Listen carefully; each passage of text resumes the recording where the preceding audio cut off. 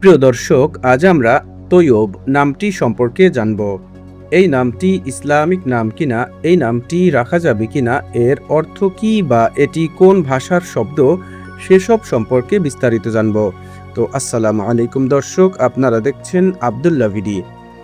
ইসলামে সুন্দর নাম রাখার ব্যাপারে বেশ তাগিদ দেওয়া হয়েছে। মুসলিম শরীফের এক হাদিসে এসেছে, প্রত্যেক মানুষের উপর তার নামের প্রভাব পড়ে।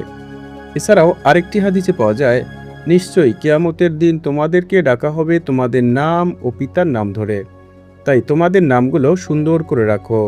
তাই আমাদের উচিত সুন্দর অর্থবহ ইসলামিক নাম রাখা। তবে যে সকল নাম বিধর্মীদের নামের সাথে মিলে যায় সেরকম নাম না রাখাই উত্তম। যদি প্রশ্ন করেন তৈয়ব নামটি কি ইসলামিক নাম? হ্যাঁ, এই নামটি একটি ইসলামিক নাম। এই নামটি সাধারণত আরবি ভাষার শব্দ কিংবা আরবি ভাষা থেকে এসেছে। এই নামটি সাধারণত মুসলিম ছেলে শিশুদের নাম হিসেবে রাখা হয়ে থাকে। আপনাদের নামের অর্থ জানতে কিংবা ভিডিও পেতে কমেন্টে নামটি লিখে সাবস্ক্রাইব করে রাখতে পারেন। তৈয়ব নামের অর্থ হচ্ছে ভালো, উত্তম বা পবিত্র।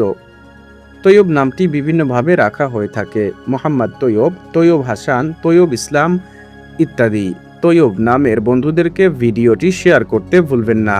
সাবস্ক্রাইব করে সাথেই থাকুন। আসসালামু আলাইকুম ওয়া রাহমাতুল্লাহ।